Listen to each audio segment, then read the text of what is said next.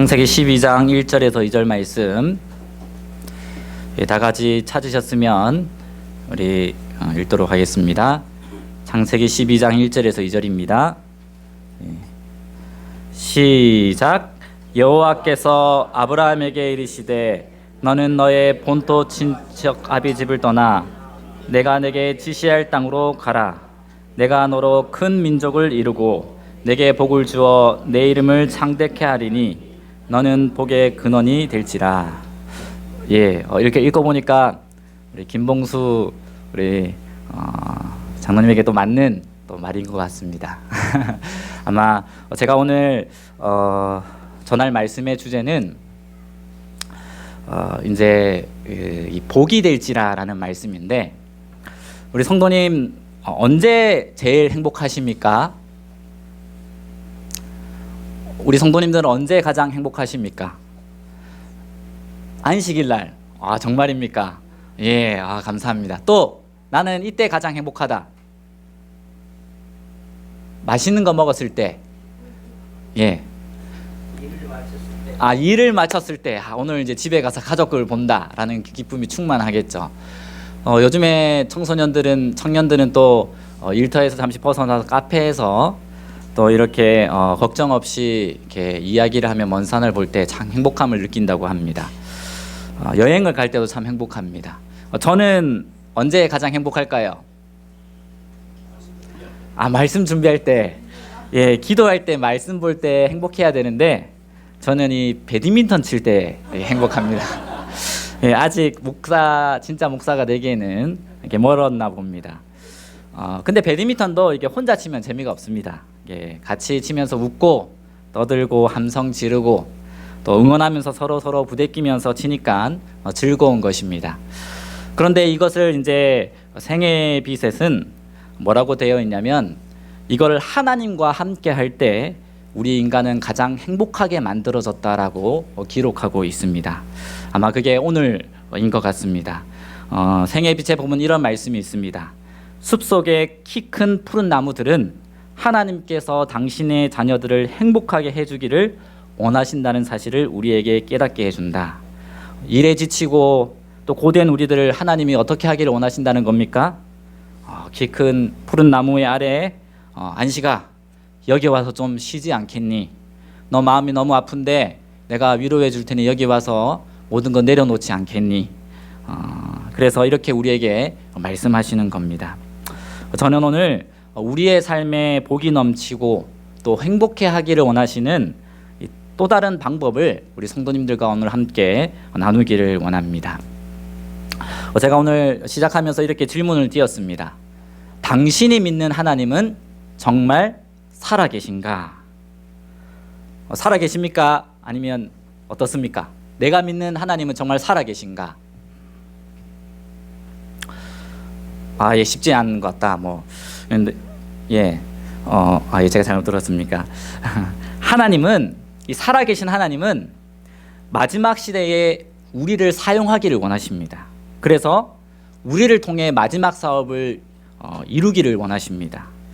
오늘날 세상의 형편들은 어떠냐면, 그림에 나와 있듯이 세계 인구의 절반이 $2 이하로 수입으로 삽니다. 제가 정말로 한 4-5년 2011년에 캄보디아에 가니까 하루 아침부터 저녁까지 풀로 노가다 하면 얼마 받냐면 $3 받더라고요. 그리고 이 8억 2,600만 명이 영양 부족에 걸려 있습니다. 그리고 2억 명의 아이들이 영양 실조에 걸려 있고, 하루에 몇 명이 굶어 죽을까요? 제가 어릴 때만 해도 굶어 죽는다는, 밥을 못 먹어서 굶어 죽는다는 이야기를 많이 들었는데, 요즘에 이제 저는 못 들었지만 아직도 굶어 죽는 사람이 하루에 많습니다. 대략 24,000명이 하루에 굶어 죽습니다. 1년에 870만 명이 굶어 죽는 것입니다. 그리고 13억이 안전한 물을 마시지 못하고 있습니다. 세계 인구의 33%가 아직까지 독재자의 압제 아래 살고 있습니다. 세계 인구의 3분의 1이 실업자고, 지금 세계 숲의 2분의 1이 사라져가고 있습니다. 그리고 향후 20년 이내에 생물의 10%에서 20% 정도들이 없어지고 또 산호들 60%가 40년 이내에 다 사라질 거라는 연구 결과가 있습니다.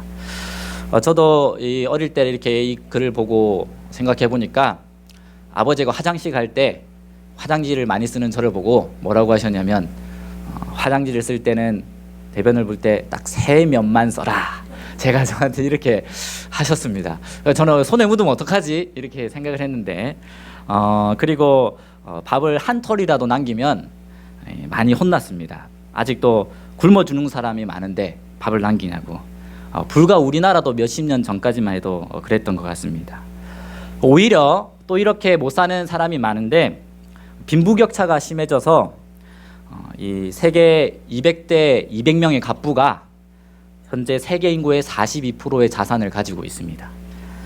그러니까 이 빌 게이츠, 뭐 술탄과 월튼가 자산이 1,350억 달러인데 자그마치 우리나라 돈으로 이렇게 환하면 158조 강당 이렇게 됩니다. 이거는 세계 인구 6억의 연간 수입과 같습니다. 좀 어떻습니까? 이 현재 우리의 세상의 형편은 우리를 이런 이야기를 들을 때 당황스럽게 만납니다. 그렇다면 이런 세계에 사는 우리들에게 오늘 이 세상이 필요로 하는 것은, 지금 교회가 필요로 하는 것은, 당신이 필요하는 것은 무엇일까?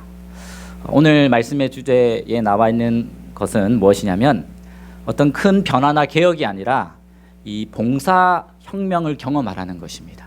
제가 오늘 드리는 말씀은 어디서 발췌했냐면 이제 제가 저번 주에 이 마달피에 영남, 호남, 충청 이 세 합회의 목회자들이 다 모여서 성경을 배우는 시간이 있었습니다. 이때 캐나다에서 19년간 목회를 한 우리 재림교회 목사님 데이빗 제레미야라는 목사님이 자기의 목회 경험을 이야기한 것을 제가 요약해 드리고자 합니다. 그분이 무슨 단어를 썼냐면 이제 외국인인데 썰볼루션이라고 이렇게 얘기했습니다. 그러니까 혁명은 영어로 보면 리볼루션인데 이렇게 썰브라는 봉사하다에 볼루션을 합쳐가지고 영어 단어에 사전에 없는 이 단어를 이렇게 가져왔어요. 그래서 이걸 뭐라고 지칭했냐면 봉사혁명이라고 얘기를 이렇게 했습니다. 그래서 이 봉사혁명은 뭔가 인류 역사상 중요한 전환점들을 단순히 친절한 행동으로부터 유발된다는 것입니다. 예를 들어 이렇습니다. 한 사람의 완전하고 급진적인 삶의 변화는 하나님의 영광을 드러내기 위한 단순한 친절한 이 행위로부터 기인된다는 것입니다. 그리고 두 번째로는 하늘에 있는 것처럼 이 봉사혁명이 이루어질 때의 지구상에 있는 하나님의 왕국이 된다는 것입니다. 세 번째로 봉사혁명은 봉사를 통한 교회나 학교의 혁명입니다. 그래서 봉사혁명은 단지 우리가 뭐 봉사를 하는 프로그램이나 이벤트가 아닌 이벤트가 아닙니다. 교회에 타고난 신성한 하나님의 왕국의 이 문화고 하나님이 가장 원하시는 일입니다. 그래서 이 봉사혁명이 이루어질 때에 세상을 변화시킬 수 있는 희생과 이런 것들이 이루어지는 것입니다. 그래서 이 봉사혁명을 이 하나님의 교회를 표현하는 행위 단어로 말하면 뭐라고 할 수 있냐면 여기 보면 뭐라고 되어 있습니까? 내 이웃을 내 몸과 같이 사랑하라는 이 예수님의 명령을 실행하는 것입니다. 그래서 아마 이 봉사혁명은 쉽게 얘기해서 도르가가 오늘날 살아 있었다면 오늘 무슨 일을 했을까 생각해 보는 겁니다. 도르가, 성경에 나오는 그 봉사를 많이 하고 도르가가 죽었을 때에 모든 사람이 슬퍼 울면서 도르가가 만들어준 옷이라고 가져왔던 그 도르가가 살아있다면 오늘 무슨 일을 했을까. 그래서 여기 봉사혁명은 예수님의 말씀을 실천하는 것이라고 이 마태복음 25장 40절에 나옵니다. 진실로 너희에게 이르노니 너희가 여기 내 형제 중에 지극히 작은 자 하나에게 한 것이 곧 내게 한 것이니라. 그래서 예수님은 이 땅에 오셨을 때에 이 말씀대로 사셨습니다. 이 예수님이 어떻게 이 세상에 오셔서 33년 반을 사셨냐면 이거 다 많이 읽어보셨죠. 오직 그리스도의 방법을 사용함으로써만 사람을 접촉할 때 참 성공을 거둔다는 것입니다.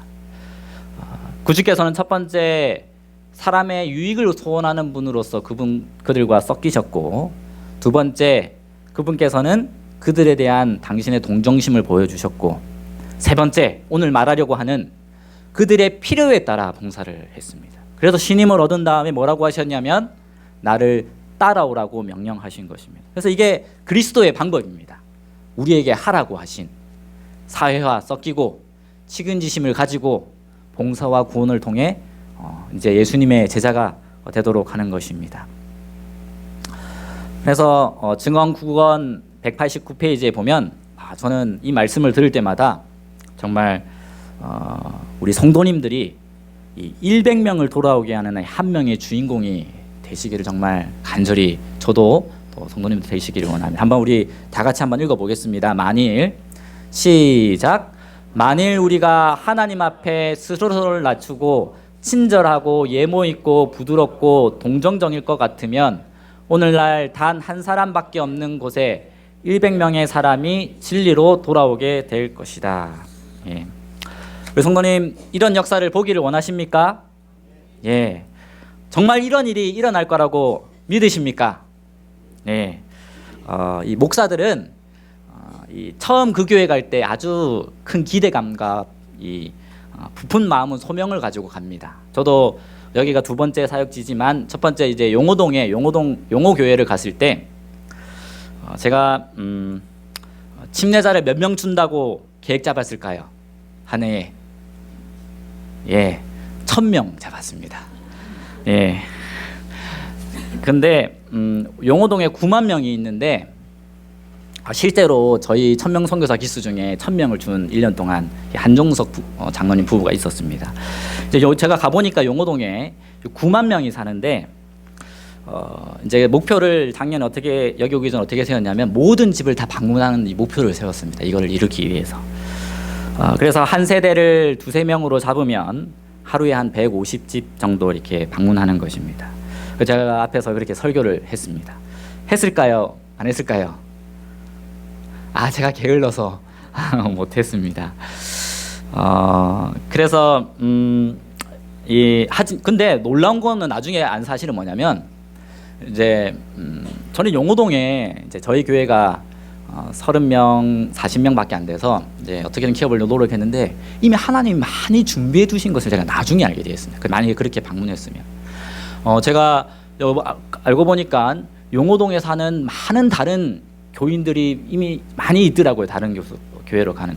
알고 보니까 간호부장님도 용호동에 사셨었어요. 그리고 이제 저한테 또 연락 오기를 자기의 가족이 믿지 않는데 좀 전도해 달라는 겁니다. 어디 살고 있습니까? 용호동에 많이 살고 있었습니다. 그리고 제가 병원에 와 보니까 병원 직원도 어디에 살고 있습니까? 용호동에 살고 있는 직원이 있다는 걸 제가 뒤늦게 알게 됐습니다. 그래서 오늘 제가 이제 이 강의를 저번 주에 들었는데 그 강의를 해주신 이 데이빗 제레미야라는 이 목사님도 첫 교회 가서 어떻게 설교했냐면 하나님의 능력을 보기를 원하십니까? 이렇게 성도님들에게 얘기했습니다. 저는 일찍 안 오면 주차장이 자리가 없는 교회로 이렇게 만들기를 원합니다. 했더니 교인들이 생각이 이상한 목사님이네 이렇게 생각을 했습니다. 교인들의 생각은 어떻냐면 보통 가면 이제 평생 그 교회를 다녔기 때문에 어떤 마음으로 있을 수밖에 없냐면 보는 것이 믿는 것으로 밖에 될 수가 없습니다. 그런데 새로 간 목회자는 이 믿는 것이 보는 것으로 바뀌도록 촉구합니다. 그래서 진짜로 이 데이빗이라는 목사님이 가서 3년 동안의 교회 계획을 말하고 기도와 연합과 봉사로 30명의 교회가 150명으로 증가했습니다. 아무래도 캐나다에서 우리 영남으로 마달피로 올 정도면 이거는 이제 1차인데 그 정도는 돼야겠죠. 그래서 왜 우리는 봉사를 해야 되는가 그러면 이게 봉사만 계속하면 채우지는 않고 또 이렇게 쓰러지기도 합니다. 넉다운이 되기도 합니다. 그런데 우리는 왜 봉사를 해야 되냐면 첫 번째로는 예수님께서 직접 행하셨기 때문입니다. 여러분 맞습니까? 예. 그리고 이것은 예수님께서 그분의 행동을 따르라 하시기는 이 명령입니다. 우리에게 주시는. 세 번째로는 이 봉사는 벽을 허물고 마음을 열 수가 있습니다. 네 번째로 봉사는 우리 교회, 우리 학교, 우리 세상을 변화시키기 때문입니다. 예수님은 누구를 더 사랑하실까요?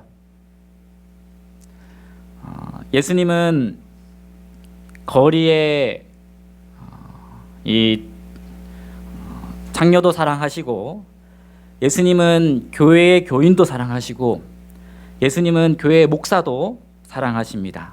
누구를 더 사랑하실까요? 동일하게 사랑하십니다. 이 목사님이 이제 비교인과 만났는데, 이제 비교인이 목사님에게 묻습니다. 직업이 뭐예요? 그랬더니 목사입니다. 제가 이렇게 가니까 이게 많이 배드민턴 치니까 물어보더라고요. 어떤 교회인데요? 병원 교회입니다. 와, 저도 그 교회에 대해서 들었습니다. 저도 교회에 나간다면 그 교회에 가고 싶어요. 봉사하고 행동하는 교회잖아요. 제가 저번에 이제 전도회 때에 정말 무엇보다도 큰 감동을 받았습니다. 모든 성도님들이 각자의 맡은 자리에서 일사불란하게 하시는데, 밥하실 분은 밥하시고, 구도자 데려오실 분은 구조자 데려오시고, 모든 분들이 얼굴에서 생기가 나는데 앉을 자리도 없고 한 주가 그 기쁨 자체였습니다. 마음은 매주 하고 싶은데 그렇게 매주 전도하면 성도님들이 쓰러지시겠죠. 그런데 오늘 말하는 이 봉사혁명은 뭐냐면, 우리가 이 말로서만 주장하는 것이 아니라 행동으로 우리가 나타나자는 것입니다. 사람들은 우리가 얼마나 많이 하는가 그렇게 중요하게 여기지 않습니다. 사람들은 우리가 얼마나 이 돌보는가에 관심을 가지고 있습니다. 우리는 어떻게 그러면 봉사할 수 있는가? 먼저 봉사의 목표는 그것을 단지 주장하는 것이 아니라 사랑의 예수님을 우리의 모습 속에서 설명하기 위한 것인데, 첫 번째로 봉사는 조건 없이 봉사하는 것입니다. 10분의 1 받을 기대하면 됩니까? 안 됩니까? 예, 열매는 없어도 봉사는 계속하라고 예수님이 모본으로 이렇게 보여주셨습니다. 이 요한복음 13장 34절에 보면, 새 계명을 너희에게 주노니 서로 사랑하라. 내가 너희를 사랑한 것 같이 너희도 서로 사랑하라고 하라라고 우리에게 말씀하셨습니다. 이 주님께서 우리를 어떻게 사랑하셨나? 이 요한복음 3장 16절에 보면 이렇게 나와 있습니다. 이 말씀은 이 누구와 나눈 말씀 중에 하신 말씀입니까? 니고데모. 예, 니고데모가 누구였습니까? 사내들인이었고, 교회의 가장 어른이었고, 또 신학을 아는 자였습니다. 근데 이 예수님이 왜 요한복음 3장 16절을 말씀하셨냐면, 갇혀진 틀에서 나오라는 것입니다. 이 니고데모의 패러다임은 뭐였냐면, 하나님은 우리 교회를 사랑하신다, 이렇게 유대인을 사랑하신다 이렇게 생각했어요.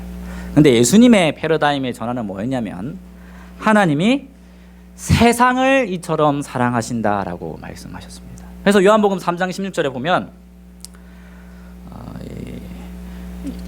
하나님이 세상을 이처럼 사랑하사, 많은 사람들이 하나님은 우리 교회만, 재림교회만 사랑한다라는 이렇게 생각을 할 수가 있습니다. 우리 교회만 진리지. 근데 예수님은 사람이 교회를 가든 교회를 안 가든, 예수님을 믿든 안 믿든 예수님이 누구를 사랑하신다고요? 세상을 이처럼 사랑하신다고 이렇게 하셨습니다. 그래서 유대인의 생각은 자기 자신만을 신을 믿는 유일상 신 사상이 가득하고, 또 더불어 자기들에게 구원이 있기 때문에 또 아들 예수님을 받아들이지 않았습니다. 그런데 예수님은 믿는 자는 누구든지 하나님은 무조건적인 은혜를 주시고 또 우리에게 열려 있다고 말씀하셨습니다. 그래서 이것이 우리 믿음의 기초가 되어야 됩니다. 예수님은 누구를 위한 목회자셨습니까? 모두였습니다. 모두. 유대인만 아니라. 그분의 교회는 어디입니까? 예, 온 세상입니다. 예수님은 결코 그가 이 땅에 처음 도착했을 때와 같은 상태로 똑같이 도시를 남겨놓지 않으셨습니다. 여기 이제 데이빗이라는 그 목사님이 이제 교회를 새로 건축하고 이제 아주 크게 짓고 이제 했는데, 이 교회의 특징은 뭐냐면 70% 이상이 봉사에 참여한다는 것입니다. 그 AOK라고 이제 오크라는 봉사 단체 이름을 만들어서 교회에 35개의 봉사 단체가 있습니다. 뭐 미연모 오일 갈아주기 전에, 그리고 여기 나오죠 이제 아침 식사 애들 해주기, 그리고 사랑의 집 짓기, 집을 그냥 도배해 주는 게 아니라 완전히 새로 다 지어줍니다. 그리고 이제 장 같이 봐주기, 그리고 이런 것들을 하는데,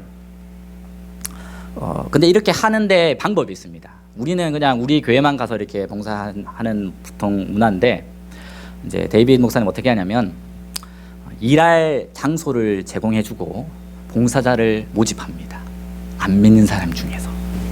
그래서 제가 영상을 보여줄까 하다가 못 보여드렸는데, 여기 교인 100명 그리고 안 믿는 사람 100명이 모여가지고 이 집을 하나 짓는데, 한 주에 두 주에 어느 집보다 더 완벽한 그 집을 리모델링을 확 해줘서 그 사람이 감동받고 너무 기쁘고 행복하게 해서 이거를 해줍니다. 그래서 어떻게 그렇게 많은 성도가 동참할 수 있나?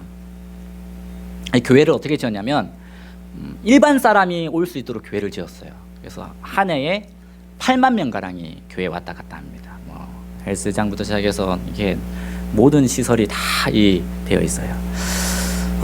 어떻게 했냐면 먼저 소그룹원들이 가진 영적 은사를 찾아주는 것입니다. 구역반에서 그 사람이 뭘 잘하는지 해서 예를 들면 등산을 좋아한다. 그러면 등산을 예수님을 위해서 할 수 없을까? 내가 뭘 좋아하는데 내가 좋아하는 것을 주님을 위해서 할 수 없을까 고민하는 것입니다. 이것이 바로 주님의 마음이지 않습니까? 나를 따라오라, 내가 너희를 사람 낚는 어부가 되게 하리라고 하셨습니다. 그래서 이 목사님이 진행하면서 느낀 점은 시작하면 멈추지를 않는다는 것입니다. 즐겁게 하고 행복해 합니다. 근데 만약에 이것도 뭐 반창부터도 제가 다른 교회에서 해봤는데, 이거를 그냥 사랑의 없는 형식적인 봉사만 하면 1, 2년 안에 멈추게 됩니다. 그래서 여기서는 어떻게 해주냐면 심지어 싱글맘에게 중고 자동차를 그 교회 안에 그 수리 센터가 가센터가 있거든요. 그 차를 기증받아서 수리를 해줘서 차를 기증해 줍니다. 그리고 교회에 도와주고 조건 없이 도와주고 그 사람이 감동받아서 저절로 교회인이 일원이 됩니다. 그래서 이 진정한 봉사는 어떤 봉사일까? 이 조건 없이 주어지는 선물입니다. 그리고 우리가 그것을 겸손히 신천할 때에 그것은 항상 하늘에 영향을 끼치게 되는 것입니다. 그래서 두 번째로는 어떻게 또 봉사할 수 있냐면, 봉사행명은 극단적인 관대함으로 하는 이 봉사입니다. 이 성경에 보면 우리 예수님이 우리를 위해서 섬기고 봉사할 때 어떻게 하셨냐면, 인자가 온 것은 섬김을 받으려 함이 아니라 도리어 섬기려 하고 자기 목숨을 많은 사람의 대속물로 주려 함이니라, 이렇게 하셨습니다. 예수님이 어떻게 봉사하셨습니까? 얼만큼 주셨습니까? 봉사할 때 우리가 상상할 수 없을 정도의 이 모든 것을 내어준 완벽한 예증이 바로 이 말씀입니다. 예수님이 세상 사람들을 위해서 그분의 생명을 내어줄 만큼 소중하다면, 그렇다면 그들은 우리에게 얼마나 중요한지 한번 생각해 봐야 합니다. 이 예수님을 다 사랑하시지 않습니까? 그분이 살아계시다는 것을 우리가 다 믿고 있지 않습니까? 그분은 여전히 우리의 삶 그리고 우리 교회를 변화시킬 수 있습니다. 근데 우리가 뒤돌아보면 나의 마음이 정말 처음에 예수님을 믿었을 때에 전도에 참여하여 진리에 관심을 가지게 되고 또 예언의 신에 집중되고 또 하나님께 열정을 쏟고 진리를 전도지를 들고 뛰쳐나갔을 때를 생각하면 나는 아직도 그 열정이 있는가, 신앙을 즐기고 있는가 뒤돌아보게 됩니다. 그래서 이 목사님이 두 번째로 목회지에 갔는데 그곳은 교회가 30명이었고 장모님 한 사람도 없었고 3분의 2는 글자를 못 읽었습니다. 합창단이 없었고 특별활동이 없었고 어린이 설교가 없었고 죽은 설교였습니다. 첫 기도에 이 죽은 교회를 살아나게 하옵소서라고 기도했는데 교인들의 생각은 1시간 반 동안 목사님이 이렇게 열심히 설교를 했는데 봉사에 절대 참여하지 않을 거야. 교회만 오면 이제 간단한 것만 참여하고 교인들끼리 또 싸우기만 계속 하는 것입니다. 그래서 근데 그들은 그렇게 생각해도 목사는, 지도자들은 어떻게 생각해야 되는가? 교회의 어른들은 이 하나님이 교회에 엄청난 영적 잠재력을 가지고 계신다는 것을 믿어야 합니다. 하나님이 내게 주셨고 봉사가 넘쳐나게 되는 이 교회가 될 거라는 것을 지도자는 믿어야 됩니다. 그래서 목사님이 어떻게 했냐면 다음 주에 강구를 했습니다. 일요일 9시에 이 교회의 빈 곳에 잔디를 심을 테니 부지런히 벌처럼 일합시다. 이렇게 강구를 했는데 봉사로 몇 명 나왔을까요? 네, 0명 나왔습니다. 0명. 목사님이 두 번째 부임지에 와서 나와버리고 집으로 갈 수도 없고 혼자서 울 수도 없고 목사님이 어떻게 하셨냐면 혼자서 잔디를 심었습니다. 정말 꽤 넓었습니다. 이만큼이 한 2배, 3배 넘는데. 근데 그 장면을 지나가던 교인이 차를 타다가 본 것입니다. 가다가 목사님 뭐 하십니까 혼자서? 했더니 오늘 여기서 일하기로 했습니다. 오늘 봉사할 겁니다. 했더니 그 이야기를 듣더니 교인이 다른 교인에게 전화를 하고 이렇게 해서 이제 한 사람씩 오게 돼서 이제 그 교인이 점심을 준비해 오게 되고 하루 만에 일이 이렇게 맞춰지게 됩니다. 그래서 우리 교회에 대해서 누군가 믿어야 될 사람이 있다면 그 사람은 다름 아닌 목사들 그리고 지도자, 영적 어른들인 것입니다. 리더십을 갖고 구역장들은 혼자서라도 그 길을 가야 합니다. 주님처럼. 그래서 만약 우리가 그분을 따르는 사람이 된다면 우리가 하는 일들은 섬기는 것과 나누는 것이 될 것입니다. 제가 여기 병원에 1년 동안 있으면서 병원에서 정말 잘하는 게 하나 있습니다. 그게 뭘까요?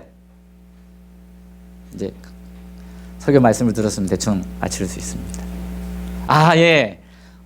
이 환자들이 이 병원에서 진료를 받으면서 병이 있습니다. 그러면 이게 얼굴이 찡그려서 나오는데 아파서 이렇게 병원에 오는데 제가 병원에 있으면 유일하게 환자들 얼굴 속에서 웃음이 번질 때가 언제냐면 따뜻한 차 한 잔을 이렇게 받을 때, 또 평일에는 병실에 이렇게 봉사를 다닐 때 뭐라고 하냐면 왜 일주일에 한 번만 오냐고. 우리는 매일 다니는데 병실 받기는 한 번만 받거든요. 병실이 많기 때문에 병동이 매일 와달라고 이렇게 얘기를 합니다.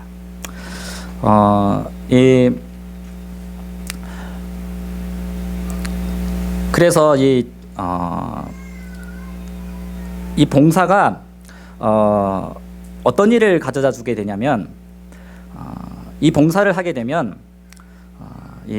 먼저 다른 사람의 마음 문이 열어지고 그 다음 하나님은 이 상상을 뛰어넘게 많이 주시며 또 그분의 마음이 받아들여지게 되므로 즐거워하게 하십니다.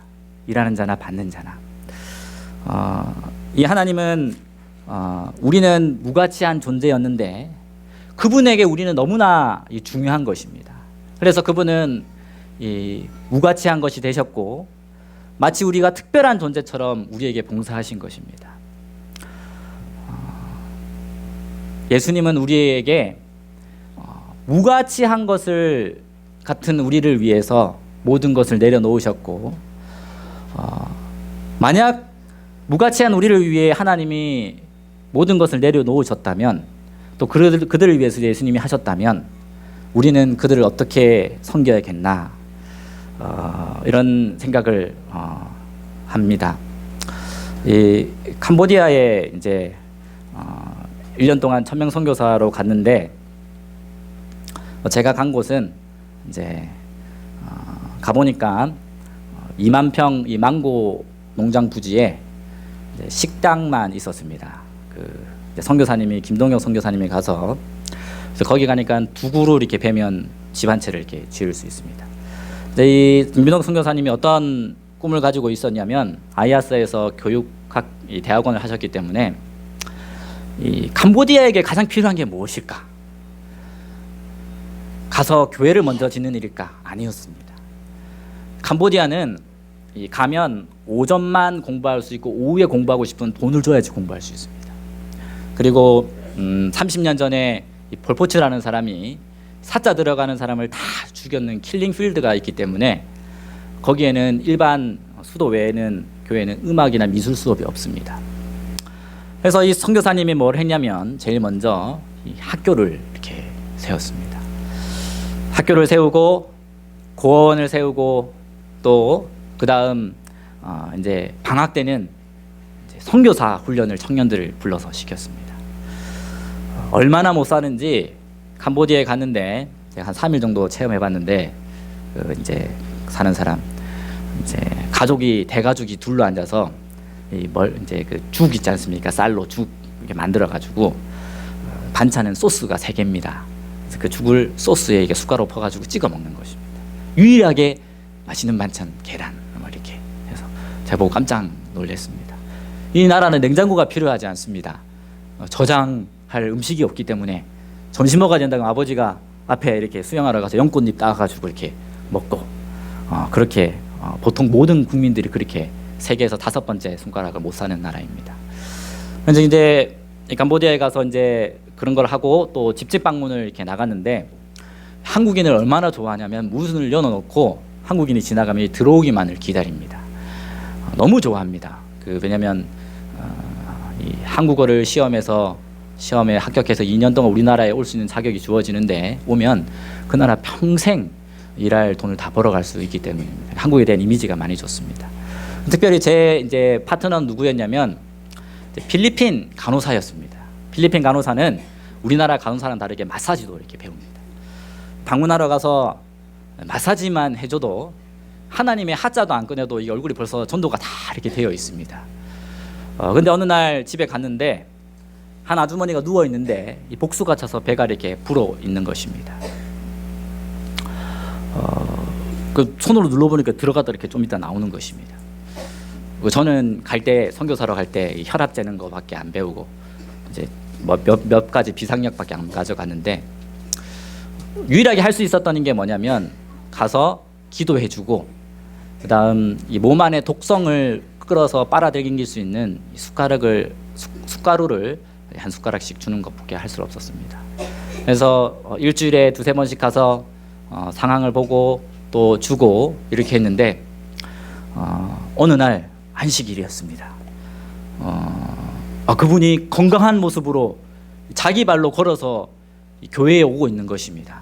거기는 향학사이기 때문에 아직도 불교가 90% 믿기 때문에 만약에 내가 종교를 바꾸면 이게 제외되는 그런 것이 위험을 감수해야 됩니다. 그런데 너무나 기쁜 나머지 이렇게 자기 발로 직접 토요일 날 걸어와서 이 예배에 참석하는 모습을 제가 볼 수가 있었습니다. 그리고 제가 돌아올 때는 모든 사람들 앞에서 하나님이 나를 고쳐주셨다고 이렇게 이 선교사를 통해서 하는 그 이야기를 들었을 때에 참 하나님께 너무 감사할 수밖에 없었습니다.